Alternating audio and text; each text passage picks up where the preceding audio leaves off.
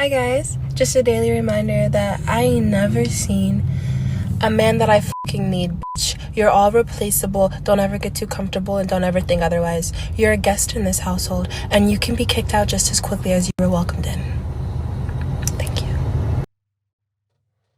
Satisfying a woman's hypergamy actually used to be pretty easy because society used to believe that men were the superior gender. Men didn't need to be emotionally available. They didn't need to be involved in the raising of children. He didn't need to be particularly confident or even good looking. He just needed to be reliable. He needed to be a good provider, make the money. And basically, so long as he did that role and didn't beat her, people would consider him a good man. Society would say, she's lucky to have him. As the decades have passed, expectations on men and what it takes to be a good man have changed. They've risen higher and higher and higher. And I think that that's a good thing because high expectations forces us to grow as people. We should have high standards. But recently, female hypergamy has exploded. And while most men are still satisfied with she treats me nicely, women want so much more. What's more, they feel entitled to it because the genders have flipped. Women are now in the superior position. Women are seen as the more valuable gender. In the dating market, it is women that are the ones that are in demand, and so therefore they can set the price. Yes, she wants him to be reliable and a good provider, but she also wants him to be confident, tall, good-looking, sharing 50-50 in the housework, involved with the children, emotionally available, etc., etc. Most men are having difficulty adjusting to these new expectations, and they're sort of thinking back to the nostalgic past when women seemed a lot more easy to satisfy. For some men, they're even becoming bitter and angry because the whole situation just seems hopeless, like women seem impossible to please. It can be especially depressing when men convince themselves that they're playing in a rigged game. Like, how are you possibly meant to come out on top? How are you meant to win when female hypergamy means that women are constantly looking for the best thing, but there's always going to be a man that's better than you. I may be rich, but that guy is richer. I may have a good body, but this guy has even bigger muscles than I do. I might be smart, but this guy's even more intelligent. My God, this is impossible to win. I hate this. This sucks. Okay, first off, let me validate those emotions. If you're feeling like the dating market is really hard, really brutal as a man, and nobody really cares about how much you're struggling with it, that's normal. You should be feeling that way. The dating market is really, really tough. It's especially hard when you're a young guy and you haven't really had time to establish yourself in society yet. You're still a boy growing into a man. Everything seems hard. And the expectations on you seem insane, especially when compared to young women who seem to have it so easy. And of course, just to add salt in the wound, nobody is acknowledging that you're having a difficult time with this. Society does not care about your struggles. In fact, as you grapple with your own loneliness and this feeling like you need to be Superman in order to just be considered average, society is going to heap blame and shame upon you and call you privileged and entitled because you belong to the demonized gender. It's really, really tough. And a lot of guys ask me, how exactly am I meant to satisfy women's hypergamy in the modern world? The expectations on men are crazy high to begin with, but when I start comparing myself to other men because women just want the best, it seems completely hopeless. Okay, before I answer that, it's really important that you listen to this next part of the video because I'm going to explain specifically how female hypergamy works because it isn't as dire as it seems when you actually understand. Yes, of course, there are always going to be men who are wealthier, better looking, more intelligent than you are, but understand this, when we're talking about female hypergamy, we say that women are looking for a high quality man. That does not necessarily mean the highest quality man. Even basic average women of medium quality have very high standards. I'm not denying that. But when we talk about hypergamy, what we're really saying is that women desire a certain level of competence from their man. She has in her mind a certain level of character, a certain level of achievement, of quality in a man, and she's looking for men who are above that threshold, which admittedly is very high, but it is reachable, at least for high quality women. It's actually one of the defining characteristics of what makes a woman high quality is that she has the capacity to be satisfied. But what I'm saying is that if a high quality woman has as part of her criteria that she wants to be with a man who is smart, that doesn't necessarily mean the smartest. Let's say her boyfriend has an IQ of 140. That's going to satiate her. She's not going to be miserable inside that relationship, desperately looking around the room every party they go to for a man who has has an IQ of 145 or 150. No, he's good. He's smart enough. Let's say she really wants her man to be ambitious and she finds an ambitious man. Does she need him to be the most ambitious man on the planet? No, at a certain level of ambition, that's enough. It's satiated. She wants a man to be confident in social settings, and she finds a man who's really comfortable with himself, happy to talk to people. Does that mean that she's going to leave him for the most confident guy in the room? No, not necessarily. High quality women do have high standards, but they can be reached. If you ever encounter one of these women who is looking for perfection in men, the absolute best, well, she's actually just self-sabotaging herself. It's a weird personality dysfunction that she's found herself on, and you're best avoiding those kinds of women. It's a red flag. If she can't be satisfied, just avoid her. But do you see the overall point that I'm making, which is that as a man, once you reach a certain level of competence and quality, then further comparison with your fellow men actually ceases to make sense. Like if you're in the top 92.5% of something, there's no point beating yourself up and feeling miserable and down on yourself because you're not in the top 92.3%. At that point, it's just self-defeating. You're making yourself miserable for no purpose. And what you're actually doing at that point is transferring the blame for your own dysfunctional thinking onto women and accusing them of having crazy, out of control hypergamy and insane standards. Hopefully this isn't controversial to say. This should be common sense as the nuanced middle point. Yes, we can acknowledge women have crazy high standards, but for a man, if he is crippling himself with anxiety in the dating market because he's not the absolute best at everything, well, he's really got nobody to blame for himself. A high quality woman is going to be able to be satiated with someone who's just in the top percentile, doesn't need to be the absolute best. The simplest way that I can put it is that men need to stop striving to be the highest quality and just settle for high quality, because once you reach a certain threshold, that's enough for most women. And whether a woman chooses you or your neighbor or your best friend, it's not going to be so much about who's absolutely the best at everything. It's going to come down to more factors like whose personalities meld well together, who has similar goals and values, who has a shared history. It seems like a lot of men are having their paranoia about eventually being replaced by a woman, stoked by the internet, like online man space, which talks a lot about women's high standards. But if you're ever reaching that point where dating or relationships seem futile because you're absolutely convinced you're going to be replaced at some point in the future, then you haven't truly understood what women are looking for, or more accurately to say, what you have to offer a woman. So what do you have that actually makes you irreplaceable, something that guarantees her loyalty and commitment? Well, consider for a moment what she actually needs from you. And that's a real question. Like, stop, think.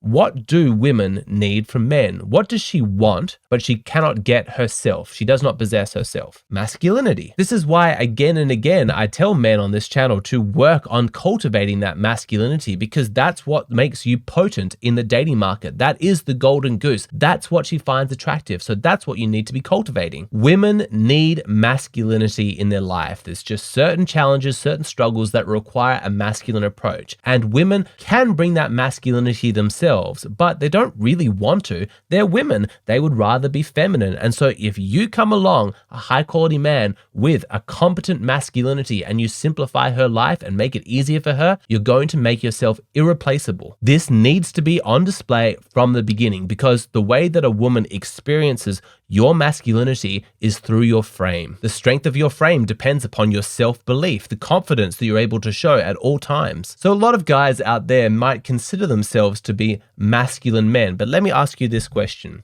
Do you know what your values are? Do you have inner peace and high self-esteem? Have you healed your inner traumas? Do you know what you want your future to look like? Do you know what your goals are? Do you know how you're going to achieve them? Do you understand the world? Have you figured out how it works? And what's more, do you understand yourself and where you fit as part of that world in a way that's advantageous? Do you know what you want in a partner? Do you know the qualities that you're looking for? Do you know how to treat a woman, how to make her feel desirable, protected, safe? Do you know how to be a leader in a relationship? When a woman meets you in the dating market, she needs to feel your presence as though it is a powerful force of nature, a huge amount of energy. Meeting you is like encountering this strong momentum that just leaves her stunned, as your energy energy says, this is me, this is what I'm about, and this is where I'm going. The momentum is so strong, in fact, that it doesn't even really pause for that long to encounter her, because you're like, I'm going this direction and I'm really excited about my life.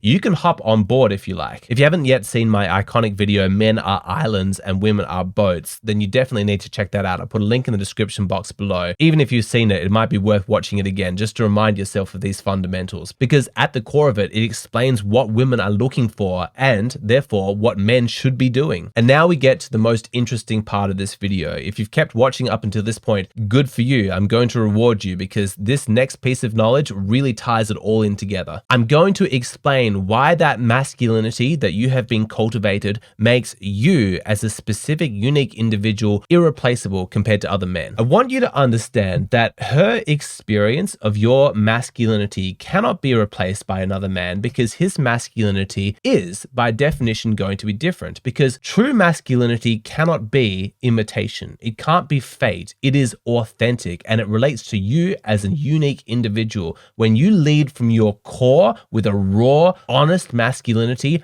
that's when it becomes the most potent, and that's what she finds attractive. There's nothing sexier to a woman than a man who leads from true confidence in who he is. Women can sense it. There's a part of their biology that is just wired to respond to that kind of strength from a man. When he is absolutely in touch with his true core desires and he can confidently lead from that place, assert the legitimacy of those desires, and then go after them with confidence and force, it sweeps her away. But do you see, that can't really be faked. It can't be an imitation, because in order for you to experience that depth of masculinity, you have to be in touch with yourself. You have to know who you are and what you want, because only leading from that core place of yourself is going to give that masculinity, that vital potency that makes it just come alive. I know that there are some masculinity channels that tell guys to make a lot of money, to go to the gym, to find successful men that they admire and respect, and to essentially imitate them. And it's not terrible advice. Even if you're just faking it and you're pretending to be some man that you're not, it's probably going to be better than what you were doing before, because so many men believe that just be yourself garbage that,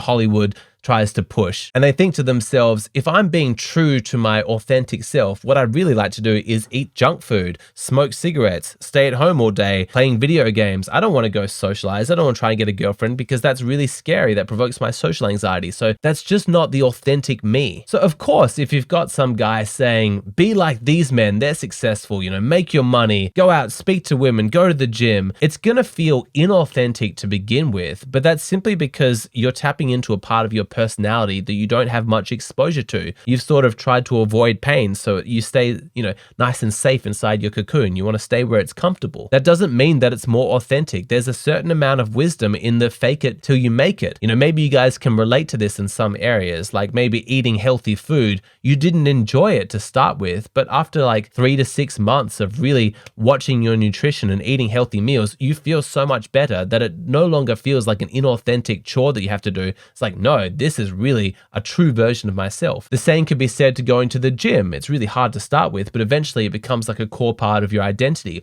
Or being social, making new friends, chatting up women. Scary to start with. Oh, this isn't me. This feels inauthentic. But once you get good at it, you're like, whoa, that was always me. The road to authenticity is not easy, especially as a man. It's not gifted to you. If you want to find out who you truly are at your core, then you have to go out and fight dragons in order to get to it. There may be things that you absolutely hate to begin with, but if you stick with them, they might end up feeling like the most authentic part of yourself. So I don't think that there's anything wrong with a little bit of imitation, finding men that you admire and just living the way that they do, because in my mind, that's just the sort of experimentation that young guys should do. Your late teens and 20s should basically be a whole bunch of imitation and experimentation. Try this out, try that out, try out a million different things until you find something that feels like it's authentically you. But never forget that if you want that true, powerful, raw form of masculinity, you can't settle ultimately just for imitation. It's not good enough. Eventually, you need to take the reins of life itself and say, this is me and I'm going to manifest me in the world. Not some imitation, not some fakery, you. Who you are at your core. That is true strength. And when a man is leading from his core, it's really attractive to women. And it makes him irreplaceable because that particular brand of masculinity cannot be replicated by anybody else. It's unique to you because it's based on your personality. It's actually that form of masculinity that has the power to change the world. And it can certainly change the internal world of a woman. When she encounters a man with that kind of masculinity, she feels it. He is a force that's now inside her psyche, and if you're doing your job right, she likes it. Once you're in touch with that masculinity, you will find women are a lot more attracted to you. And when you're in a relationship with one of these women, don't be surprised if you find yourself irreplaceable and all your concerns and paranoia about being replaced by men who are the highest quality suddenly drift away. I don't think anybody really enjoys being disapproved of socially, being ostracized, being judged, but I think that it does affect women more than it does men. And what's more, I think it's more legitimate to judge a man if he cares what other people think of him more than a woman. There are interesting evolutionary factors for this, and this is the topic of my latest Patreon discussion. That's where I post a little bit longer content, a little bit more in-depth, a lot more nuanced. So if you'd like access to that, then please come over to my Patreon. You might not realize it, but for every video that I post here on YouTube, I post an additional bonus video on my Patreon. That means that at the moment, you're only seeing half of the total content that I create. If you'd like access to the other half, then please come over to my Patreon. Also, if you're experiencing relationship difficulties, you're having problems in the dating market, and you want my advice, hit me up on Hey Hero, tell me what's going on for you. I'll create a personalized video just for you. And lastly, if you want to test your knowledge of all this stuff about dating, sexuality, gender dynamics, then you want to check out my paid course, 100 Sides of Women. It features 10 real stories, 10 questions in each, 100 points in total. It's 6.5 hours of video content. I think the value for money is absolutely tremendous. You want to check out the reviews. People absolutely love this course. What's more, there's a free bonus test of the video that you can do for free. You don't have to pay anything, so you can check out to see if the format works for you. Anyway, there's a link to the description box below to the course, also to a video that explains the whole thing. I highly recommend you check it out.